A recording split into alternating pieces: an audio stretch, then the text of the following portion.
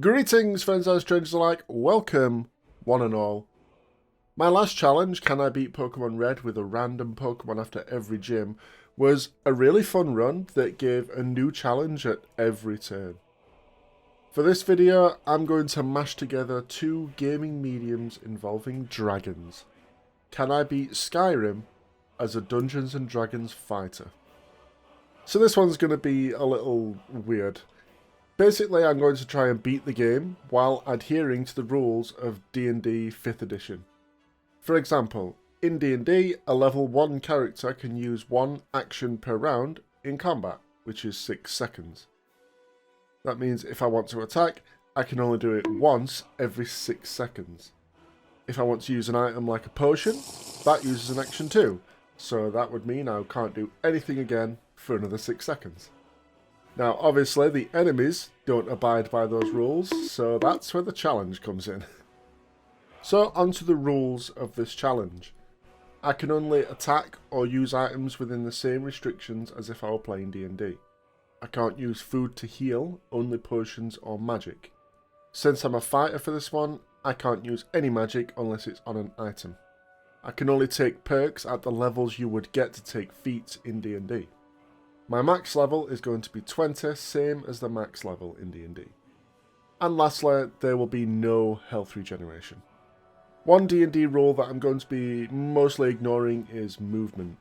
There's no real way to track movement in Skyrim, but I'm sure I won't be moving more than 30 feet per 6 seconds anyway. My prediction for this one is that while I do think I can beat the game, my attack restrictions and no health regen are going to make some sections a slow grind. This is going to be silly. Let's see what we can do. Roll for initiative. The opening to Skyrim. I've played this game so many times, and this opening just feels so nostalgic. I mean, the game is 14 years old, and we haven't had a new entry to take our minds away from it, so that's probably why. First things first, I use a command to turn off health regen. There is no health regen in D&D, and this is going to make the run a lot harder.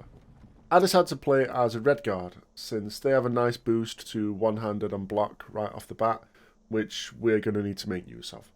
I name him after a human fighter that I've roleplayed before, Simeon Roebuck. He isn't the same race as a Redguard, but that doesn't really matter. So, at level 1, a fighter can make one attack per round and has an ability called Second Wind, which is a self-heal. We can't really replicate that in Skyrim though. The Argonian ability Hist Skin is a self-heal, but that's regen, which isn't a thing in D&D. Come to think of it, the Redguard ability Adrenaline Rush is a much better name than Second Wind, isn't it? A fighter has proficiency in all weapons and armour, so we don't have any restrictions on what we can use. I'm going to be using heavy armour and a shield, since I think I'm going to need as much defence as I can get. So the escape from Helgen is pretty easy. I get to loot a full set of heavy armour plus a sword and shield early on, and I have some allies with me, so the fights are nothing. Things will get more interesting when I'm alone. This opening sequence would actually make for a great start to a D&D campaign. You start out with a party that has been captured and have to fight and bond together to escape through a dungeon housing a variety of enemies. You know, I'm 100% sure that some DMs out there have used this exact intro for their campaign. Comment down below if you're one of them. I did fail a con save against the Bear's Claw attack on the way out and contracted Bone Break Fever. I guess that's a disadvantage on dexterity checks. We make it out alive, activate the Warrior Stone to get 20% XP boost to our combat stats, and make it to Riverwood to get a long rest. So we're going to head to Bleak Falls Barrow. Let's see how we do in combat now we're alone. I run into a group of bandits on the way up and they all rush me, so I have to keep my shield up to block damage. And I try and maneuver around so that they don't all hit me at once. I have to use a couple of potions during the fight. I'm probably going to need a lot of those, aren't I? I do hit level 2 upon defeating them, and I think to keep as close to D&D as possible, I should only be taking health increases. Since there's not really a stamina in D&D, and we're not a spellcaster, so magicka is useless. Also remember, I can't use a perk point until level 4, as that's the first level when the option to take a feat comes up. At level 2, a fighter gets Action Surge, which means that you can take one extra action in a round, and it recharges on a short or long rest. It may come in handy to be able to attack twice or attack and use a potion. So I get into Bleak Falls Barrow, die once to the giant spider, then I kill it by taking pot shots from the door so it can't get me. We then get to some Draugr and I'm low on health and out of potions already. So I subcontract the killing to Mr. Gatetrap over here. Doesn't work with the restless Draugr though. He kills me a few times before I decide to leave and heal up. I sell off some stuff and that gets me to level 3. This is where a fighter can take one of the subclasses in D&D. But I don't see any way to really implement any of the subclass abilities, aside from Eldritch Knight. But I want to be more vanilla fighter than that, so we're just going to ignore subclasses. I do grab a few ingredients to make my own health potions. That's going to help a lot. So I head back to Bleak Falls Barrow, and it's really tough fighting the Draugr in here. They drain my potions quick, and I'm down to dragging them over to the traps to kill them. Thankfully I get a level up to fully heal. Not the way it works in D&D, but it's automatic. I can't do anything about that. So I'm level 4 now, and that's the level you can choose a feat. So I spend a perk point to grab more one-handed damage. By the time I get to the boss of the dungeon, I'm low on health again, so I use a bow to slowly whittle him down as he lumbers towards me. His shout does a bit of damage though, so he can hit me from range when I'm not careful. I take him down after a few deaths, and we make it out of there. On the way out, I stop at this nice old lady's cabin, and she teaches me about alchemy. I guess I've got proficiency in alchemist supplies now. I'm going to want to make a lot of my own potions, so leveling alchemy is actually going to be really useful. So I give the golden claw back to Lucan, and I noticed that I only had the option to give it back to him after I'd already used it in the dungeon. That's odd. I mean, you could always steal it back if you accidentally sold it, right? Also, the way stealing possession work in this game is so silly. Lucan has no problem with me taking the gold behind his counter and some potions he clearly intends to sell, but he does have a problem with me stealing the slightly more valuable helmet. That's like me being cool with someone walking into my house and taking my wallet, but I'm willing to throw hands if they touch my Nintendo Switch. I guess every business owner in Skyrim just goes by the concept of acceptable losses. Alright, time for a long rest. Wait, why is Hod sleeping in this bed? Did he and Gerda have a fight? Wait, don't these guys have a child? Where is he? It's 4 in the morning. Oh well, I guess I'll just hop into bed with Gerda. Hey Hod, are you cool with me sleeping in the same bed as your wife? Simeon Roebuck, cooker of husbands. I make it to Whiterun and I make a persuasion check to get the guard to let me in. It's actually quite fitting for my fighter character. He had a pretty decent 13 charisma. While in town, I buy an amulet of Stendar and a ring of minor health from Bellathor. More block power and more health is going to be great. I tell Jarl Balgruuf about the dragon and he gives him some steel armor, which is a nice free upgrade for me. After some more chit chat, it's time to fight our first dragon. It actually goes pretty much the same way it would have done if I wasn't doing this challenge. I just shoot at it when it stops moving until it hits the ground, then finish it off in style. One of our guys was apparently shooting lightning at it. We better let Mace Windu know there's a Sith Lord in the Whiterun Guard. After the fight, I hit level 5. This is where a fighter gets the extra attack feature, which means I can attack twice in 6 seconds. That should make fights a lot easier. I let the Jarl know what went down, and we get Lydia as a companion. I tell her to just chill at the palace for now. I want to see if I can get through the game alone. So I take a casual nighttime stroll picking flowers, until I get stopped by these bandits demanding a toll. I roll a 2 on my intimidation check, and they attack. I can put out more damage now that I can attack twice, but I still go through a few potions. I hit level 6 after clearing the bandits out, and this is another feat level for fighters, so I take 20% more block effectiveness. As I'm just walking along here, I'm looking at the scenery, and I think Skyrim still looks great. While the models and textures might not be the best, the lighting really pulls its weight in making a great atmosphere. I actually feel the same way about Valheim, which is a fantastic game by the way. I'm walking along and I fail my perception check to notice this saber cat sneaking up on me. It gets me really low a couple times, so I have to keep my shield up and chug potions. I somehow bring it down without dying. Good lord, my heart can't handle stuff like that. Oh hey, there's another saber cat just blocking the road up there. Let's see if I can sneak around it. Nope. I guess I do roll stealth with disadvantage because of my heavy armour after all. I used the dash action to get past and run into a pack of wolves. An easier fight for me, these are clearly a much lower challenge rating. Here Sabercat, I left you some free dinner. I make it to Iverstead and take a long rest. Alright, time to climb the 7,000 steps. I know there's a frost troll up here which will probably be too much for me to handle. I can't wait to find out. Well, this ice wolf almost kills me, so that's not a good sign. There he is. Let's see if I can just ignore him. I don't really want to tangle with him, to be honest. Well, he doesn't catch up to me and loses interest. I guess he was moving on difficult terrain, which halves his movement speed. Alright, we make it to High Hrothgar. I think the whole shout thing would make for an interesting subclass for monk in D&D. Like using focus points to perform various abilities with your voice. You can even find more words to learn throughout the campaign, like a wizard does with their spell scrolls. It's even named like a monk subclass, Way of the Voice. They're all named Way of something. Well, at least they were in the 2014 version. They changed the name of that in 2024. I'm convinced that someone has made a homebrew subclass on D&D Beyond. On a related note, if I were to make the Unrelenting Force shout in D&D, I'd make it a strength save in a 15-foot cone, dealing thunder damage and pushing enemies backwards on a failure, with each word dealing more damage and distance. I also learned the Whirlwind Sprint shout, which looks like the Expeditious Retreat spell to me. On my way back through Whiterun, the cultists from the Dragonborn DLC approach and attack me. Yeah, probably not the best strategy attacking out in the open in a city full of guards now, was it, you silly twats? Whoa, what is that little girl doing to this dead cultist? Is she trying to raise him from the dead, or just looking up his loincloth? Ooh, I'm not hanging around to be put on a list. Let's skedaddle. I do take the time to upgrade a few bits of my gear and hit level 7. That's a subclass feature level in D&D, so just a health upgrade for me. I'm making my way to Sovngarde and a dragon swoops in. Let's see if we can get these giants to help out. Oh, never mind, I guess the dragon's going to attack Whiterun instead. Fine. I'm just walking by and the bandits in this fort decide to attack me. Alright, let's do this. Wait, did this bandit get shot by our ally? What the heck is going on with that mammoth back there? Now there's a deer floating too. There's probably a reverse gravity spell in this area and totally not a glitch.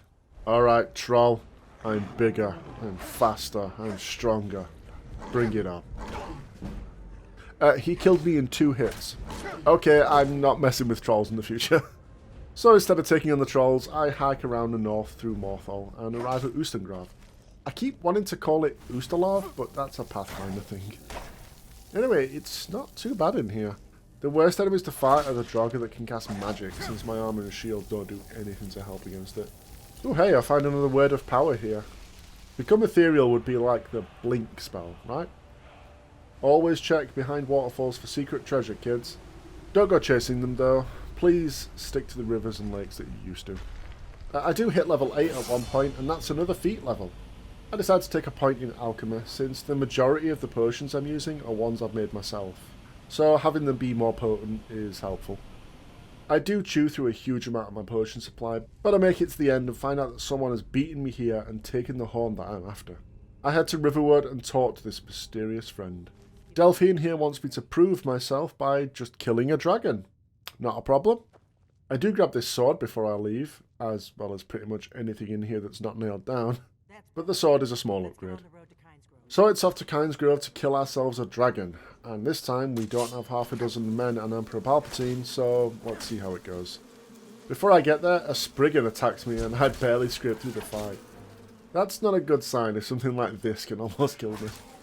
So I get to Kynesgrove and see the BBEG bringing one of his minions back to life. An undead dragon, that's pretty cool. So I do die a couple times due to the fire overwhelming my slow ability to heal. I'm probably going to have to make some fire resist potions in the future. I decide to play it safe and shoot it from afar.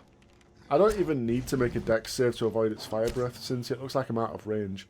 And the big lad hasn't figured out that moving closer is a good tactic. We bring him down and I prove to Telephone that I'm a real gamer the only way I know how, sucking the soul out of my fallen enemy. She tells me that she's a member of the Blades. Hey, it's nice to see some fellow Sheffield United fans up here in Skyrim. She's also pretty adamant that the Thalmor are behind the dragons returning, so it looks like we're infiltrating their headquarters. Next session is going to be heavy roleplay. Before that though, I head back to Whiterun and stock up on more potions. I even find some gauntlets of alchemy at the blacksmith. That's awesome. It's a shame I only saw them after I made the potions, but they will still help in the future. Before that though, I decide to return the horn of Jurgen Windcaller to the Greybeards, and they teach me the final word of unrelenting force. I then have to make 3 con saves in a row as they blast me with the full power of their voice, which totally seems like psychic damage to me. I come through unscathed and celebrate with some food and wine. You know, I don't think I've addressed using shouts up until now. They aren't really spells, more like boons that do spell-like effects. So even though I'm playing a fighter, I should still be able to use them when needed. So I head back to Riverwood and Dolphin goes over the plan. My brave and bold fighter wants to know if we can fight our way in, but we get slapped down. We have to meet up with her contacts and she's going to get me an invitation to a party at the Thalmor embassy. I make it to Solitude and... good lord, I always forget how bad scenes like this execution scene are. Only a handful of NPCs in the gathered crowd. No background crowd noise, just a couple of NPCs loudly talking over each other. Everything's just so stiff and lifeless. Stuff like this really should have been a proper cutscene to do it justice. This guy sums it up pretty well. I meet up with Delfino's contacts and give him some things to smuggle into the party. I then realise I'm not wearing any clothes underneath my armour. That would cause some devastating chafing, wouldn't it? I meet up with Adele and she gives me the invite and some party clothes. Trash clothes too. Where is the garish jewellery? The oversized hat? Brown is such a boring colour. I want to look fabulous. So we head up to the embassy and thankfully don't get randomly stopped by security. When we get inside, we buy this guy a drink, and he thanks us by causing a scene so we can slip away. Alright, let's flex our sneaking muscles. We are spotted immediately, and die almost as quickly. Second try has us get spotted even quicker, but I trigger fire resist potion and just about scrape past the first 2 guards. It's enough to get me to level 9 though, so that's nice. Level 9 would grant us an ability called Indomitable, which allows us to re-roll a saving throw once a day. Unfortunately useless since there's no such thing as a saving throw in Skyrim. I get outside and I'm immediately spotted by every guard in a 10-mile radius. I'm not really good at handling multiple enemies at once, so I make a tactical retreat using the disengage and dash actions to get into the other building. Unfortunately there are more guards in here, but I managed to take out 2 before barricading myself in a room away from the spellcaster while I heal up with potions. I run through this place stealing every bit of gold and health potions that aren't nailed down, including this vial of poison, just sitting on a shelf for anyone without any alchemical knowledge to potentially drink. I get down into a rigorous questioning area and grab a few dossiers on the way. One detailing Dauphinois, one from our man named Esburn, and most interestingly, one for Ulfric's Stormcloak. We also freed this random prisoner, anything to set back the Thalmor, right? Well, we're trapped in here, as more guards pour in, holding Malborn hostage. I forget to heal, so I get swept up pretty quick. I take a back seat second time round and try to get some pot shots while Malborn and the prisoner keep them occupied. Unfortunately, Malborn died, so we loot his corpse. Hey, don't look at me like that. That's authentic D&D right there. No way is the rest of the party going to bury their friend with their magic items. They're going to use them to avenge their fallen friend. Also, the prisoner survived, fighting with nothing but his bare hands and shirtless. What a chad. I decide not to tangle with the troll below in the caves, and we make our escape. I make it back to Riverwood and meet up with Delphox. We need to get to this Esburn guy before the Thalmor do. He's an archivist who knows more about the dragons than anyone else, so he's our best lead. So I'm on my way to Riften, and a dragon ambushes me out of nowhere. I really don't have the power to take this thing on, so I hide under a bridge and take pot shots at it when I can. I run out of arrows and manage to get over to this farm for a bit of cover. This brave guard helps me bring it down, but not before I run through most of my health and fire resist potions. Pour one out for the fallen dead. Good lord, why would you grow this many nirnroot next to your house? How could you possibly sleep? I'm getting tinnitus just standing here. Why do nirnroot make that noise anyway? I then run away from a couple of vampire spawn, kill some wolves, and bring down a particularly determined spider. I hit level 10, but it's a subclass level, so just a health boost. Man, you think you've played a game so many times, But I still discover new stuff every time I play Skyrim. I've never been in this drug den before. This is wild. I get a free sample because that's how they get you, but I say no to drugs. Ah, Riften. A hive of scum and villainy. Let me just head inside and... Head inside and... Head inside and find Brit... Sweet mercy, would everyone stop accosting me? Start trying to avoid people with clipboards in a city centre. Anyway, we head inside and find Brit... He recruits us to plant a ring, which we managed to do despite not having proficiency in sleight of hand.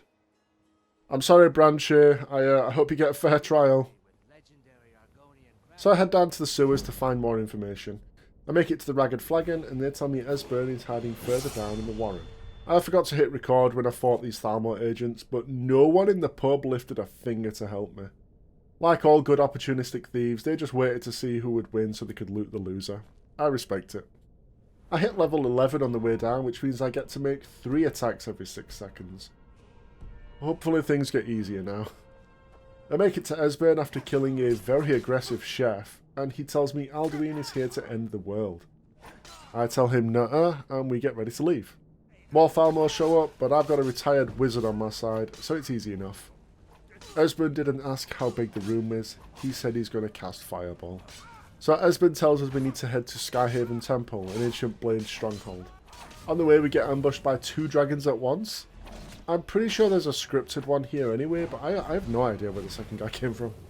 It's not too bad due to them both being distracted by our party members, and I gobble down another couple souls to fill my rumbling tummy. Also, they both have cold breath, which is awesome. One of my characters was a gnome draconic sorcerer who had the power of a white dragon. It's nice to see some representation, you know? Anyway, let's be honest here, if you're level 11 and can kill 2 dragons at once, either the party is overpowered or the DM is fudging it so you can win. So we make it to the temple and we have to give our blood to open the Chamber of Secrets, I guess. God, why does everyone in media cut their hand like that? Just prick your finger or make a cut along your forearm or something.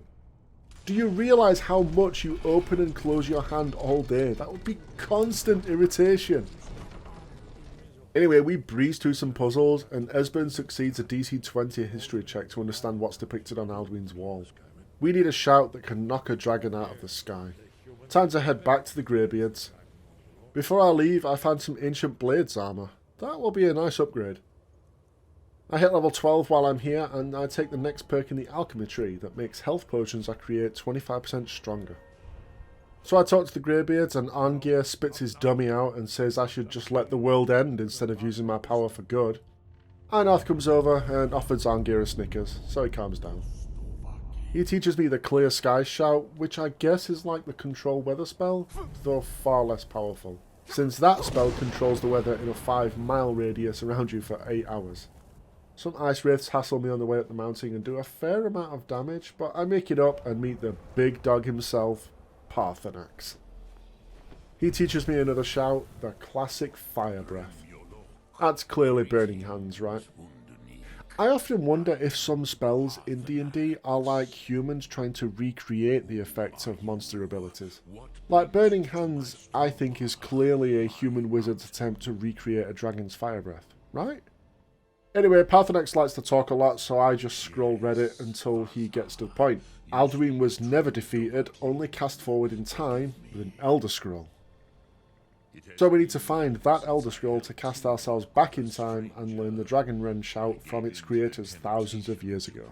No one knows where it could be, however, so if we're going to learn something about an ancient and mysterious artifact, we need to go to school. I head to the College of Winterhold to see if the mages there can help me, and a dragon attacks. Oh, I guess it doesn't like the cold up here. Alright.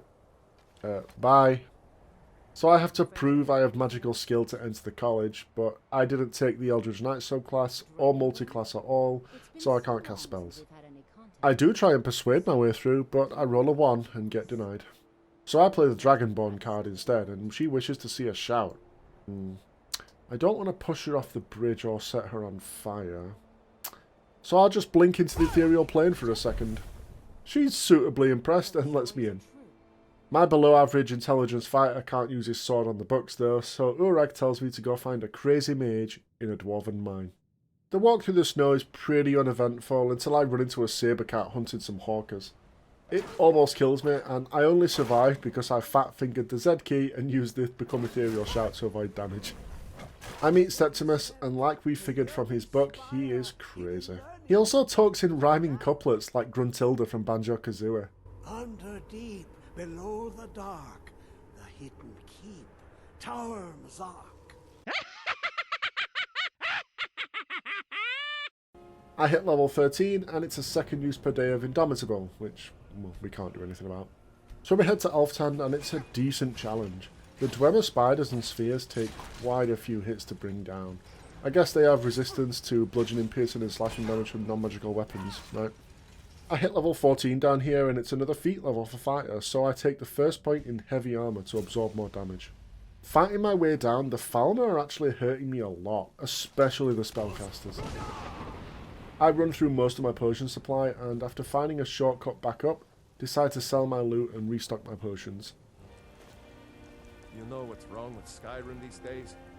Everyone is obsessed with death. I'm obsessed with your ability to lean on thin air.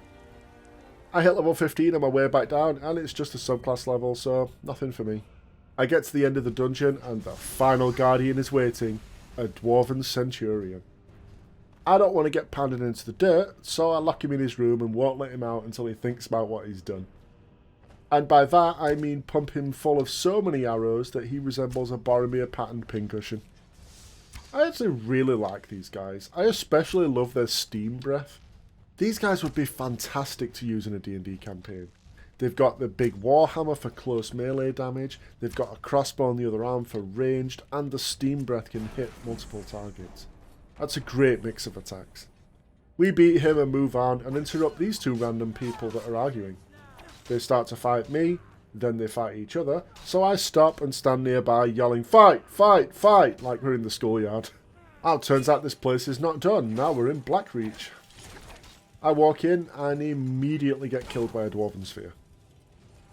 I do like the vibe of this place with the giant glowing mushrooms mixed with the metallic dwarven decor.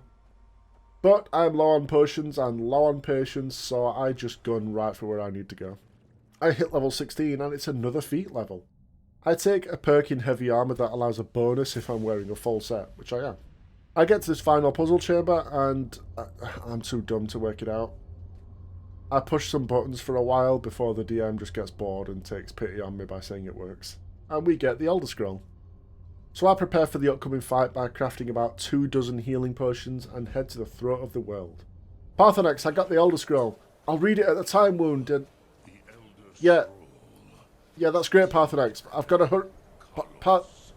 Parthenex. Buddy, dude, hurry up. We're on a timer here. Parthenex. Get to the point or shut the hell up. So anyway, I read the Elder Scroll and view another of the best cutscenes that 2011 Bethesda has to offer.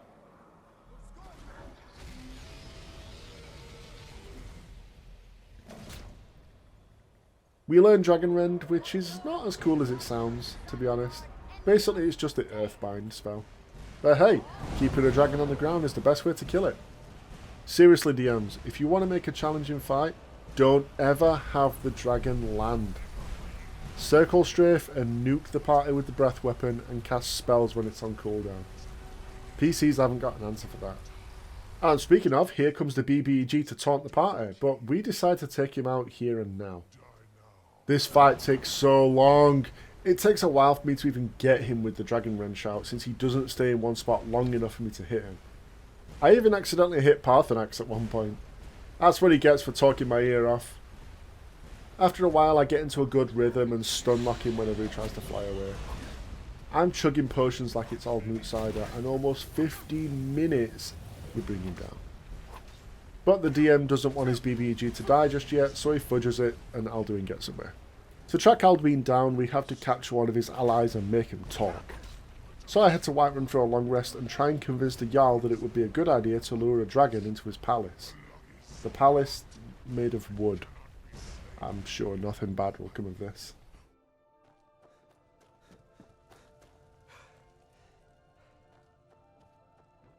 The beacons are lit. Gondor calls for aid. What you're asking for is insane. Impossible. Damn it. I chose not to persuade him, and now we have to hold negotiation talks between the Imperials and Stormcloaks. Let me try that again. Gondor calls for aid. I'm sorry, but I can't do it. Ah, it was worth a try, but I couldn't meet the DC 25 persuasion check. Alright, fine. Time for peace talks. I actually loaded up my last save to try that, forgetting that I hadn't saved since I beat Alduin, so I had to do that whole fight again. Remember to save your game regularly, folks. I bring the message to both sides and they agree to show up. President Delling and Esburn show up too, and we get the talk started. It's actually really fun listening to the back and forth here, but I don't like what they want for a truce. Tullius wants Riften and Ulfric wants Markarth. Those provinces are deep inside enemy territories. How on earth would you stop them being immediately cut off and besieged when the war resumes? Oh hell, why can't I just show my power here with the voice and cow both sides into submission while I deal with Alduin? Anyway, once that's over, Delta Force pulls me to one side and demands that I kill Parthenax. I get that he's a dragon that once served Alduin and the Blades would want him dead, but look at all the good he's done for the cause of man. Hell, if he didn't teach man to use shots in the first place, the dragons might never have been defeated.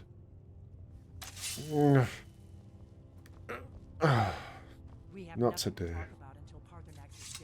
So, let's capture a dragon-type Pokemon for our collection. I head to Dragon's Reach and call Odaving out for a 1v1 on Goldeneye. We both agree not to pick our job, but I loaded the palace with proximity mines, so he's toast. Man, how many of you guys are even old enough to get that reference? He falls for the trap easily and barely tries to escape. I mean, let's think. Even though he's been recently resurrected, he must be a really old dragon, right? And he's red. So let's have a look at the stats of an ancient red dragon in D&D. 30 strength and 18 intelligence. He must have rolled a 1 on perception to spot the trap then. And again in athletics to break free. So it turns out Alduin can cast Plane Shift and is eating the souls of the dead to heal. We need Odaving to fly us to a mountain stronghold called Skuldarfen, where the portal to another plane is located. Alright, time to get hype. We're gonna ride a motherfucking dragon. I can show you... Oh, that was it? Well, I'm bitterly disappointed. So the trek through Skuldarfen is a slog. I tried to take on the enemies one at a time, utilising my shouts to stun them for some free hits, or knock them off ledges for easy kills. I hit level 17, which would give us a second use of Action Surge per long rest. Alright, useless for us.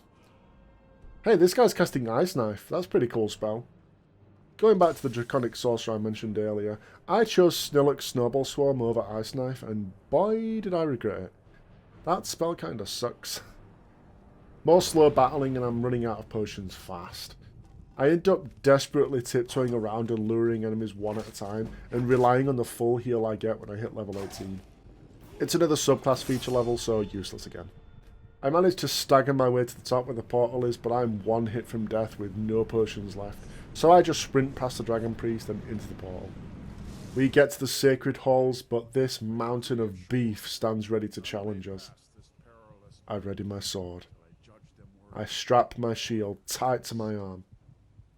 I steel myself for glorious battle. I die because I'm still one hit from death. So this isn't going to work at all. There's just no way I can beat Sun this close to death.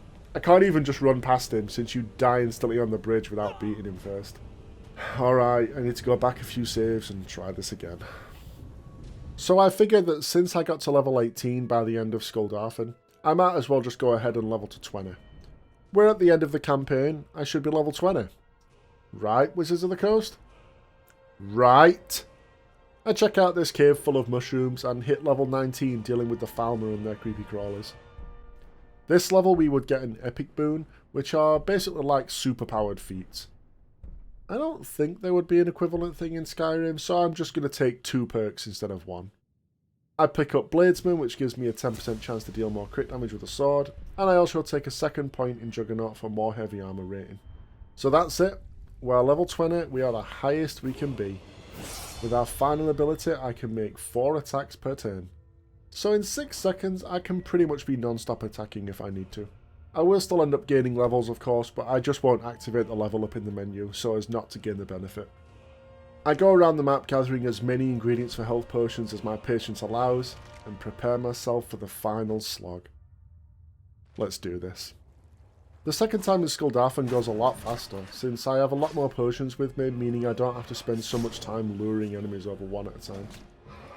Also, in the first attempt, I was exploring every nook and cranny of this place.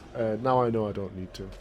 I plough through the dragons at the start, and the Draugr actually give me more trouble, to be honest, since most of them are whites, which takes so many hits to take down.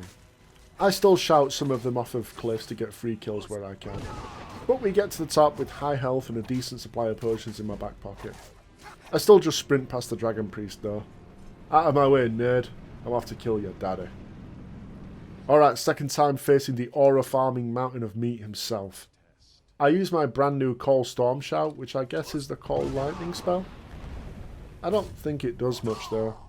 I also use a slowing poison on him that I've held onto for a while now. He can still hit me like a speeding train though, and he's a lot faster than you'd expect. You always think huge muscular guys like this would be slow and lumbering, but that's a complete myth. He swings that battle axe like someone with a 25 in strength and dex. Probably Khan as well, since he shrugs off my hits like he's made of diamond. Eventually he takes pity on us and lets us pass. This was like getting one soft hit on your older brother during a play fight and him just giving up and declaring that you won. We reach Shaw's Hall and the DM has 3 DMPCs join the party since they think that we're going to die against Alduin. We line up as one and we tell Alduin to come out of his room. He yells, "Nuh-uh." We tell him to turn off the PS5 and come down for dinner. He tells us that we're not his real dad. We do it once more because video games love their threes, and he flies down to face us. He casts Meteor Swarm, and the fight is on. But we got his number. We keep up casting of Dragon Rend, and because we have the action economy, we defeat the BBEG. We have an epilogue scene with Paarthurnax and other dragons free from Alduin's tyranny. They shout for our victory, and the campaign ends. That was a really interesting challenge. I know a lot of abilities unfortunately couldn't be translated over, but I tried my best to adhere to the rules of a D&D fighter, and it made things very difficult. It was really rough early on until we leveled up enough to get extra attacks, though the lack of health regeneration or healing spells kept things tough the whole way. I still had a blast however, and if you did too, please make sure to leave a like to show your support. I have other kinds of content too, not just challenge runs, so subscribe for that if anything piques your interest. Also get down in the comments and tell me what you thought of this run, what you would have done differently, what I could have done better, or just whatever's on your mind. I also have a Twitch account where I'm trying to get back into streaming, and there are other socials in the description. Thanks so much for watching, and I'll see you in the next one. Cheers.